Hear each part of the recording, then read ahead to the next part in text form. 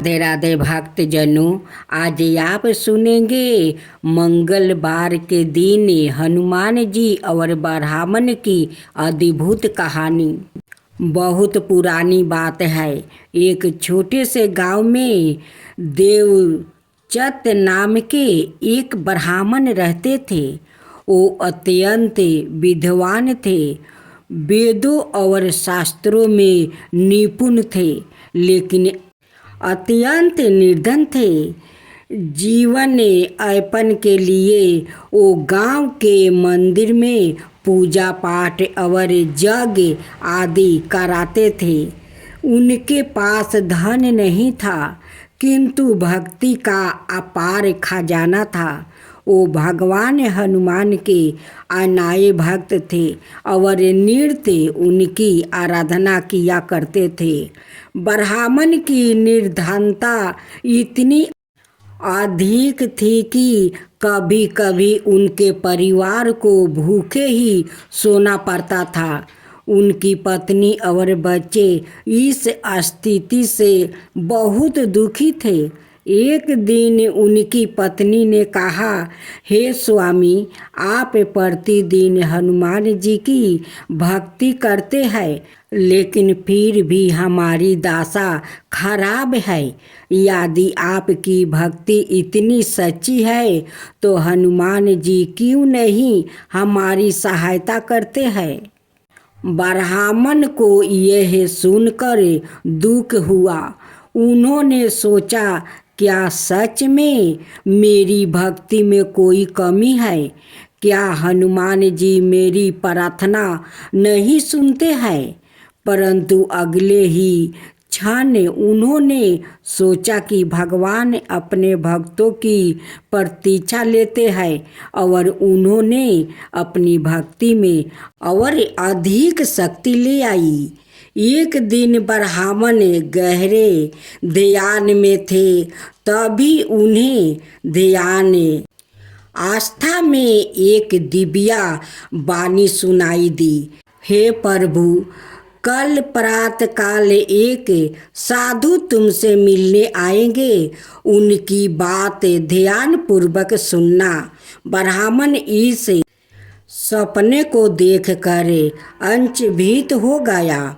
अगली सुबह वो मंदिर के बाहर बैठे थे, तभी एक बूढ़ा सन्यासी वहाँ आया। उनके बाल और दाढ़ी सफ़ेद थे और उनकी आंखें में अद्भुत तेज था। साधु ने ब्राह्मण से कहा, बस्त, मैं जानता हूँ कि तुम हनुमान जी के परम भक्त हो। क्या तुम सच में उनकी कृपा प्राप्ति करना चाहते हो? ब्राह्मण श्रद्धा से झुक गया और बोले, महात्मा, मेरे लिए हनुमान जी की भक्ति ही सबसे बड़ा है आशीर्वाद है, परंतु मैं जानना चाहता हूँ कि क्या वो मेरी प्रार्थना सुनते हैं? साधु मुस्कुराए और बोले, कल प्रातः सूर्योदय से पहले नदी के किनारे जाओ और वहाँ प्रतीक्षा करो। दूसरे दिन ब्राह्मण सूर्योदय से पहले नदी के किनारे पहुँचे और ध्यान मगन हो गया।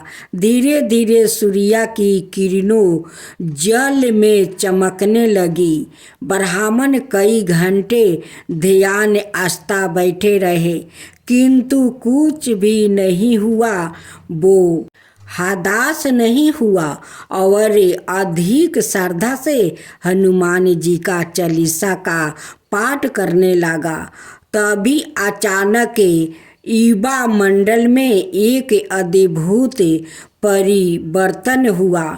आसमान में घने बादल छा गई। एक दिव्या प्रकाश प्रकट हुआ और वहाँ एक विशाल बानर प्रकट हुआ। उनकी देह चमकती हुई थी। उनकी आँखें में अपार करुणा और शक्ति थी। ब्राह्मण समझ गया कि यह सवाए हनुमान जी है। वो श्रद्धा से गिर पड़े और बोले, प्रभु आपने दर्शन देकर मेरी भक्ति को सफल कर दिया है।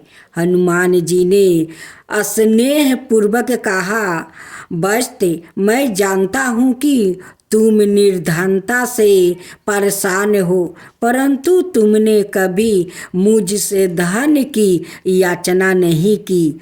तुम्हारी प्रतीक्षा पूरी हो चुकी है।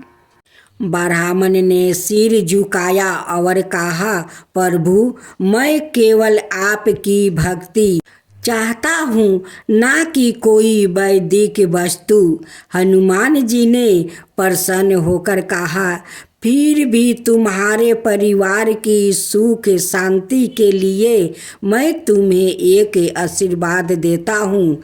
इस गांव के पास एक पुराना मंदिर है, उसके नीचे एक गुप्त खजाना गाड़ा हुआ है। वो खजाना तुम्हारा है, किंतु याद रखना उसका प्रयोग केवल धर्म और भलाई के लिए करना। ब्राह्मण ने हनुमान जी के आदेश अनुसार उस स्थान की खोदाई की। वहाँ सच में एक विशाल खजाना निकला, जिसमें सोने चांदी के सिक्के और बहुमूल्य रत्न थे। हनुमान ने उस धन का उपयोग अपने भक्तिगत सुख के लिए नहीं किया। उन्होंने गांव में एक बड़ा मंदिर बनवाया, जहां नृत्य रामचरितमानस का पाठ होता। उन्होंने धर्मशालाएं बनवाई, जहां साधु संतों और यात्रियों के ठहरने की व्यवस्था की गई। गरीबों के लिए भोजनालय की स्थापना की, जिसमें कोई भी भूखा ना सोए। उनकी उदारता और भक्ति देखकर पूरा गांव उनकी प्रशंसा करने लगा। कुछ लोगों ने उनसे पूछा, आपके पास इतना धन आया, लेकिन आपने उसे अपने लिए नहीं रखा। ब्राह्मण ने उत्तर दिया, यह धन मेरा नहीं था, यह प्रभु हनुमान जी की कृपा थी। मैं केवल उसका संरक्षक हूँ। इसे लोक के कल्याण में लगाना ही मेरा धर्म था। हनुमान जी का अंतिम वरदान था। हनुमान जी यह सब देखकर अत्यंत प्रसन्न हुए। एक रात हनुमान के सपने में आए और बोले, बस्ते तुमने धन को लोभ से नहीं बल्कि धर्म के लिए उपयोग किया है, इसलिए मैं तुम्हें एक और वरदान देता हूँ। तुम्हारा परिवार कभी भी अन्न धन से वंचित नहीं रहेगा, और जब तक यह संसार रहेगा लोग तुम्हारे पुण्य कर्मों को याद रखेंगे। ब्राह्मण ने श्रद्धा से हनुमान जी को प्रणाम किया। उनके जीवन की सभी कठिनाइयाँ समाप्त हो गई। पौराणिक कथा के अनुसार एक नगर में एक बुढ़िया रहती थी। उसके एक पुत्र और एक पुत्री थी। बुढ़िया ने अपनी पुत्री की शादी कर दी थी। बुढ़िया का नियम था कि हर मंगलवार के दिन मंदिर में जाकर हनुमान को 2 लड्डू को वो भोग लगाती थी। हनुमान जी उस बुढ़िया पर बहुत प्रसन्न रहते थे। बुढ़िया को कुछ खाने पीने को तकलीफ नहीं देते थे। एक दिन बुढ़िया के बेटे ने अपनी माँ से कहता है कि माँ, दीदी का बहुत दिन शादी के हो गया, लेकिन आज तक दीदी तो घर नहीं आई। माँ, मैं दीदी से भेंट करना चाहती हूँ। माँ, मैं जाऊँ? माँ कहती है कि तेरे दीदी तो अपना गृहस्थी में जाकर उलझ गई है, हम लोग का भूल गई है। तू वहाँ जाकर अपना दीदी को परेशान करना चाहता है। बुढ़िया का बेटा जिद करने लगा कि नहीं माँ, मैं तो दीदी के घर जाऊंगा। माँ कहती है कि जब तू जाना चाहता है तो ठीक है जा, लेकिन खाली हाथ तू कैसे जाएगा बहन के घर। बुढ़िया अपना पति से कहती है कि देखो, मोहन अपना बहन के घर जाना चाहते हैं तो वो खाली हाथ कैसे जाएगा। जाओ दुकान से तुम लड्डू आन दो। कुछ लड्डू अपना बहन के घर लेकर जाएगा और 2 लड्डू हनुमान का मंदिर में जाकर भोग लगा देगा और लगा कर तब अपना बहन के घर जाएगा। बुढ़िया अपना बेटा को लड्डू देती है या कहती है कि देखे, जाते समय हनुमान के मंदिर जरूर जाना, उन्हें पहले भोग 2 लड्डू को लगा देना, तब अपना दीदी को घर जाना। मोहन अपना दीदी के घर जाता है, लेकिन हनुमान का मंदिर में भोग लगाना वो भूल जाता है और सोझा अपना दीदी को घर चला जाता है। उस दिन भी हनुमान जी भूखे रह गए, उनकी भोग नहीं लगा। अब बुढ़िया तो जानती है कि मोहन तो जाते समय हनुमान को भोग जरूर लगाया होगा। सपने में हनुमान जी उस बुढ़िया को दर्शन देते हैं और कहते हैं कि माई, आज तू मुझे भोग नहीं लगाई, आज मैं भूखे सो गया, आज कोई मुझे भोग नहीं लगाया।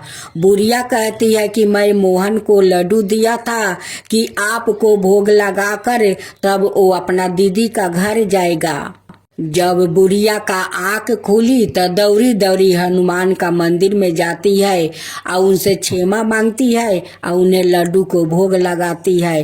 कहती है कि भगवान, आप मेरे बेटा को क्षमा कर दीजिए, वो भूल से लड्डू लेकर अपना दीदी के घर चला गया है, वो आपका भोग नहीं लगाया।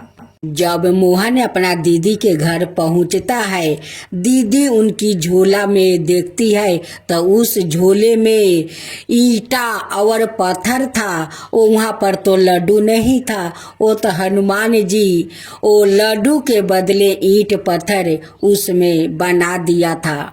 आज मुझे उपास रख कर दोनों भाई बहन आराम से लड्डू खाएगा, उस लड्डू को तो मैं खाने नहीं दूंगा। जब उस झोले में उनकी दीदी ईंट पत्थर देखती है तो वो गुस्सा हो जाती है। कहती है कि क्या रे मोहन, तू मेरे लिए ईंट पत्थर लेकर आया है। मोहन कहता है कि नहीं दीदी, माँ तो लड्डू लाई थी, मुझे इस झोला में भर कर दी थी और 2 लड्डू अलग से दी थी कि जाते समय हनुमान के मंदिर में जाकर भोग लगा देना। लेकिन दीदी, मैं तो भूल गया, हनुमान जी को भोग नहीं लगाया। उनकी दीदी समझ जाती है कि ये सब तो हनुमान जी की काराधारा है, ओ भाई तो मेरा उन्हें भोग नहीं लगाया, उस लिए हनुमान जी सारे लड्डू को ईंट पत्थर में बदल दिया। मोहन कहता है कि दीदी, कई दिन तो हो गया, अब मैं अपना घर लौट जाता हूँ। दीदी कहती है कि रोक मोहन, मैं तेरा साथ चलती हूँ। दीदी दुकान पर जाती है, वहाँ से लड्डू लेकर आती है। वो जानती है कि हनुमान जी गुस्से में आकर सारे लड्डू को पत्थर बना दिया है, वो तो उस दिन उपास सो गया होगा। मोहन के दीदी आते समय पहले हनुमान का मंदिर में जाती है, उन्हें भोग लगाती है, लगा कर और क्षमा मांगती है कि हे हनुमान, मेरे भाई को क्षमा कर दीजिए, आपको भोग नहीं लगाया, आप उस दिन उपासे सो गए होंगे। मोहन से कहती है कि मोहन, चल हनुमान जी से माफी मांगे, तू भोग नहीं लगाया और लड्डू लेकर मेरा घर चला गया, उसी के कारण सारे लड्डू देखे ईंट पत्थर में बदल गया, चल क्षमा मांगे। मोहन हनुमान जी की हाथ जोड़ कर ठीक कर क्षमा मांगता है कि हे हनुमान जी, मुझे माफ कर दीजिए, मुझसे बहुत भूल हो गया, मैं भूल गया आपका मंदिर में नहीं ढुका और नहीं आपको भोग लगाया, इसलिए मैं आपसे क्षमा मांगता हूँ। बुढ़िया अपना बेटी से कहती है कि जब मोहन तेरा घर गया तब तेरा माता पिता को याद आया। और मोहन के माँ मोहन को बहुत डांट लगाती है, कहती है कि तू मेरे हनुमान जी को उपास से सुला दिया और लड्डू लेकर अपना दीदी के घर चला गया। मोहन कहता है कि माँ मैं तो भूल गया था, मैं हनुमान जी को भोग नहीं लगाया, आज मंदिर में जाकर उनसे क्षमा मांगा है कि ऐसा भूल अब कभी नहीं होगा माँ, कभी नहीं होगा। आते समय दीदी हनुमान जी को श्रद्धा भक्ति से पूजा की और लड्डू को भोग लगाई, उनकी आरती उतारी, तब दीदी घर आई है माँ। इस बात को सुनकर उनकी माँ बहुत खुश होती है, कहती है कि बेटी तू तो बहुत पुण्य के काम किया है, हनुमान को भोग लगा कर तू बहुत पुण्य कमाई है बेटी। 2 दिन उनकी बेटी अपना महके में रहती है और 2 दिन के बाद कहती है कि माँ मैं अब अपना घर जाऊंगी, मेरा तो संसार है। माँ कहती है कि इतना दिन के बाद तो आई है, खाली हाथ मैं कैसे विदाई करूं, तुझे कुछ पर पकवान बना देती हूँ और देकर श्रद्धा से विदाई करूंगी। माँ का सार लाई बना देती है और अपना बेटी को देकर विदाई कर देती है।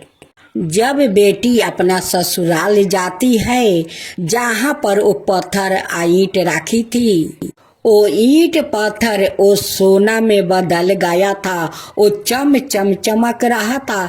जब उनकी नजर पड़ा उस ईंट पत्थर पर, कहती है कि ये तो हनुमान जी का चमत्कार हो गया, ये तो ईंट पत्थर था, ईंट पत्थर से फिर वो सोना चांदी में बदल गया है। एक दिन मोहन लाया था लड्डू, लड्डू से बदल गया ईंट पत्थर। आज मैं हनुमान जी को मंदिर जाकर श्रद्धा भक्ति से पूजा किया, उनकी भोग लगाई, आरती उतारी, आज हनुमान जी चमत्कार कर दिया कि उस ईंट पत्थर को वो सोना और चांदी में बदल दिया। ओ हनुमान जी का बार बार प्रणाम करती है या कहती है कि ये हनुमान आप तो महिमा अपरंपार है, आपका कृपा तो अपार है, आप चाहे तो दुख भर देते हैं, आप चाहे तो दुख हर लेते हैं। मेरी माँ तो आपका मंदिर में हर मंगलवार को जाती है और भोग लगाती है। अब मैं भी आपका मंदिर हर मंगलवार को दिन जाऊंगी और लड्डू को भोग लगाऊंगी, आरती उतारूंगी। यहाँ मोहन का घर में भी कुछ का कमी नहीं था, सब कुछ भरा हुआ था, क्योंकि हनुमान जी का कृपा था। वो जे रोज 2 लड्डू को भोग लगाती थी, उस लिए हनुमान जी उस बुढ़िया और बूढ़ा को वो रक्षा करते थे, उन्हें कुछ को दुख तकलीफ नहीं देते थे। तो हे हनुमान जी, जैसे आप उनकी बेटी पर कृपा किया, उस बुढ़िया पर कृपा किया, वैसा ही सब पर कृपा करना। ये हनुमान जी सब पर कृपा करना। हनुमान जी की जय हो, हनुमान जी की जय हो। जय श्री कृष्णा, राधे राधे। मेरे प्यारे भक्त जनों, आज आप सुनेंगे श्री राम और एक ब्राह्मण और कुत्ता की खूब सुंदर कहानी। रामचंद्र जी वनवास के बाद अयोध्या लौटे तो खूब धाम धूम से उनका राज तिलक हुआ। बड़े सम्मान के साथ उन्हें अयोध्या का राजा बनाया गया। राजा गद्दी पर बैठने के बाद उन्होंने लक्ष्मण जी को आदेश दिया हुआ था कि भोजन करने से पहले देखो हमारे द्वार पर कोई भूखा तो नहीं है। एक दिन की बात है, लक्ष्मण जी ने श्री रामचंद्र जी से कहा, मैं अभी आवाज लगाकर आया हूँ, कोई भी भूखा नहीं है। श्री रामचंद्र जी ने कहा, दोबारा जाओ और जोर से आवाज लगाओ, शायद कोई भूखा रह गया हो। श्री रामचंद्र जी का आदेश पालन करते हुए लक्ष्मण जी दोबारा बाहर गया और उन्होंने जोर से आवाज लगाई तो कोई आदमी तो नहीं वरन एक कुत्ते को लक्ष्मण जी ने रोते हुए देखा। अंदर आकर उन्होंने श्री रामचंद्र जी से कहा, बाहर कोई व्याकुत भूखा नहीं है, बल्कि एक कुत्ता अबर से रो रहा है। श्री रामचंद्र जी ने उस कुत्ते को अंदर बुलाया और कुत्ते से पूछा, तुम क्यों रो रहे हो? कुत्ते ने कहा, एक ब्राह्मण ने मुझे डंडा मारा है। श्री रामचंद्र जी ने ब्राह्मण को बुलाया और उससे पूछा, क्या यह कुत्ता सही बोल रहा है? ब्राह्मण ने कहा, हाँ, यह मेरे रास्ते में सो रहा था, इसलिए मैंने इसे डंडा मारा है। यह कुत्ते जहाँ तहाँ लेट जाता है, इन्हें डंडे से ही मारना चाहिए।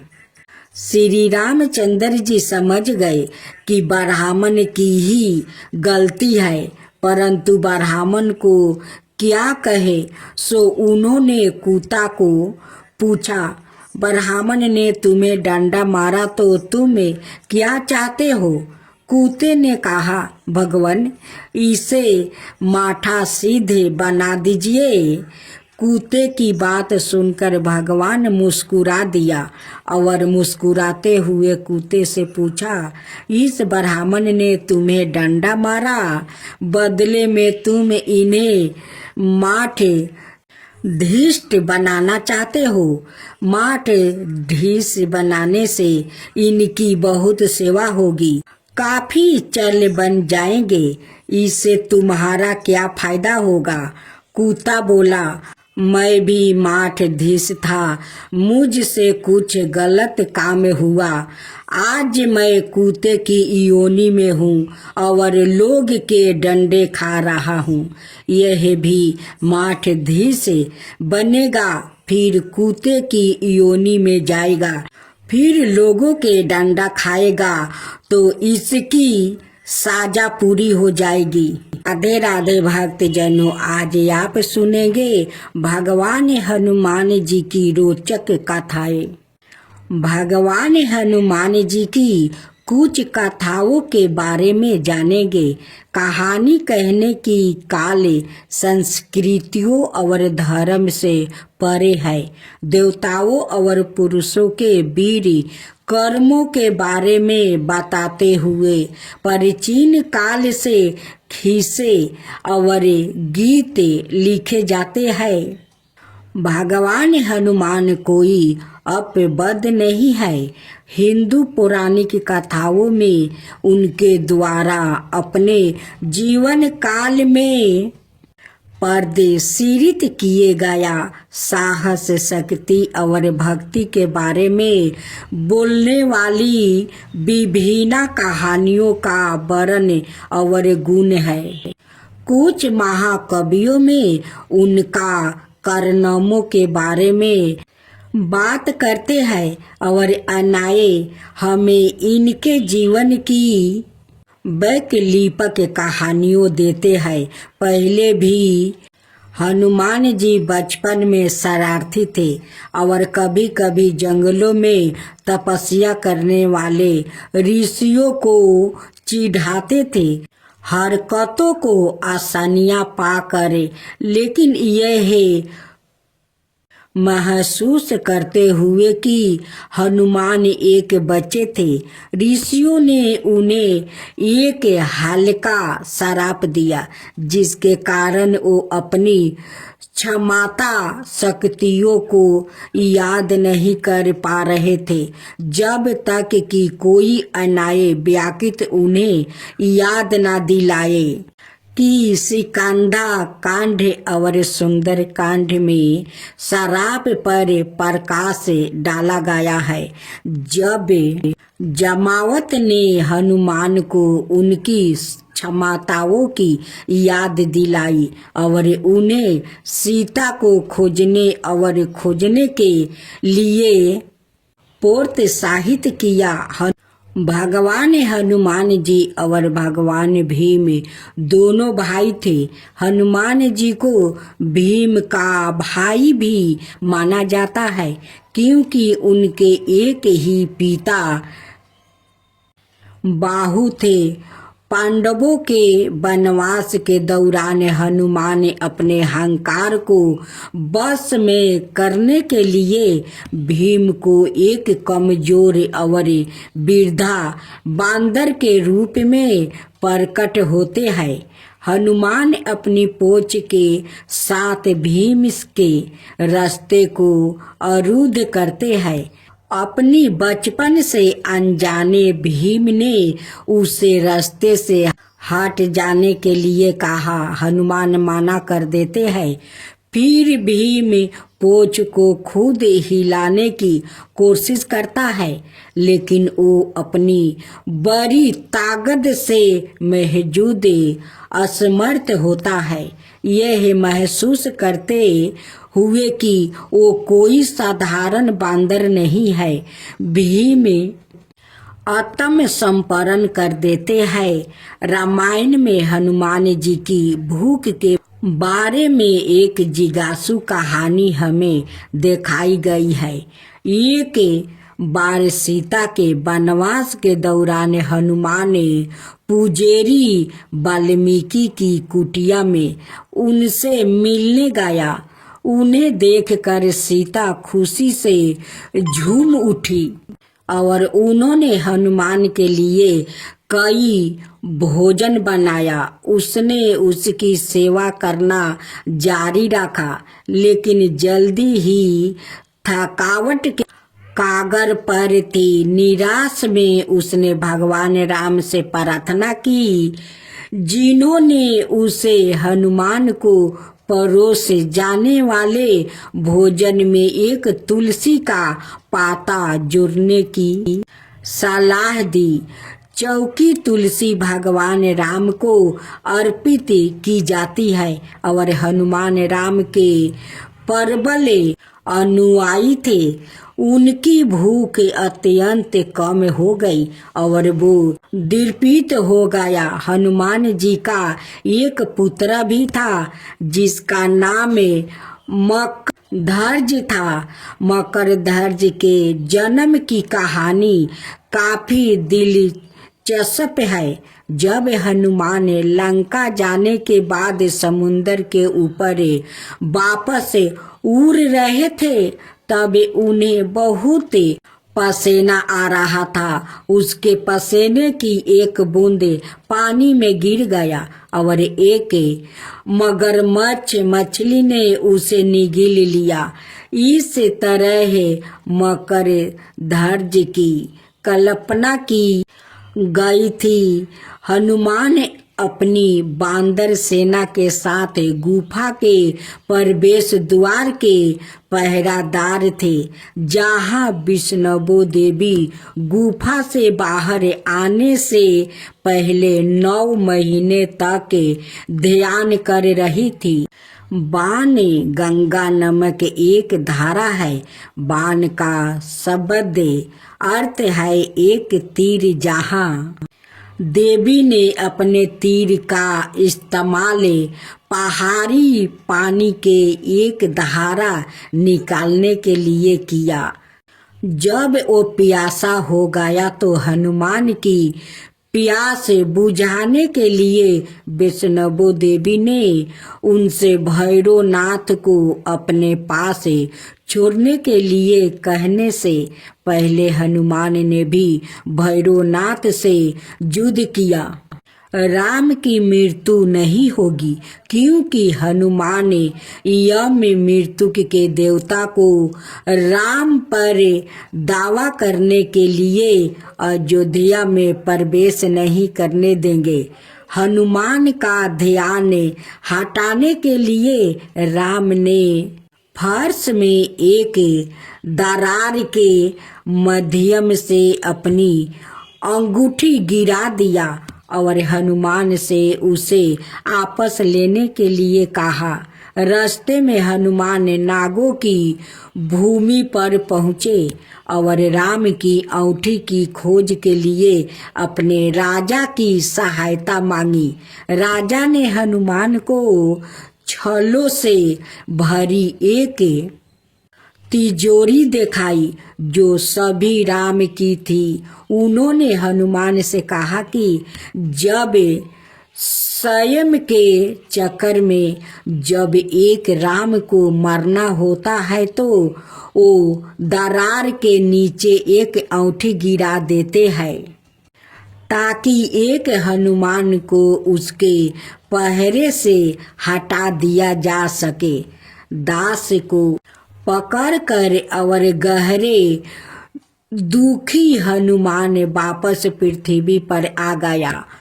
हम आशा करते हैं कि आप जहाँ भी जाते हैं भगवान हनुमान का आशीर्वाद आपका अनुसरण करता है और वो आपको सुरक्षित, खुश, स्वस्थ और समृद्ध रख सकते हैं। जय बजरंगबली की जय। आरती की जय हनुमान लला की, दुष्ट दलन रघुनाथ कला की। आरती की जय हनुमान लला की, दुष्ट दलन रघुनाथ कला की। जाके बलि से गिरबर कापे, रोग सोग जाके निकट ना झाके। अंजनी पुत्र महाबलदाई, संतन के प्रभु सादा सहाई। आरती की जो हनुमान लला की, आरती की जो हनुमान लला की।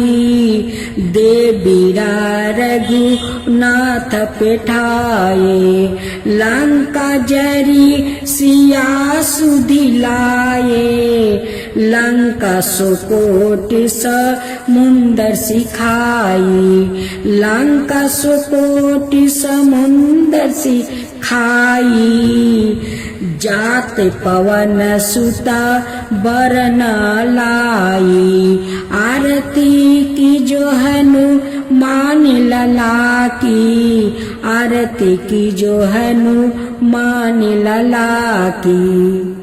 लंका जरी असुर सहारे, सिया राम जी के काज सवारे।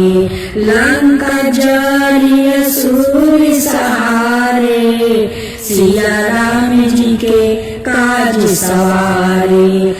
लक्ष्मण मूर्छित पर सकारे, आनि सजीवने प्राण उबारे। लक्ष्मण मूर्छित पर सकारे, आनि सजीवने प्राण उबारे।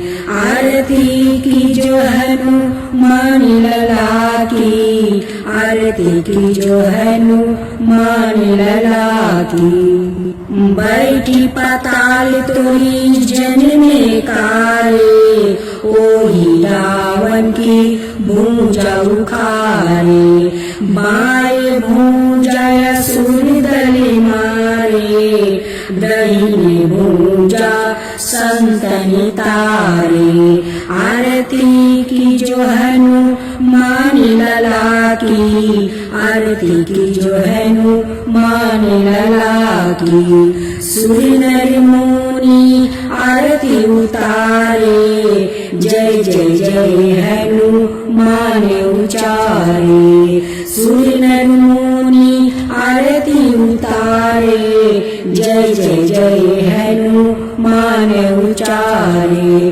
कंचन थाली कपूर लो छाई, आरती करत अंजना माई। कंचन थाली कपूर लो छाई, आरती करत अंजना माई।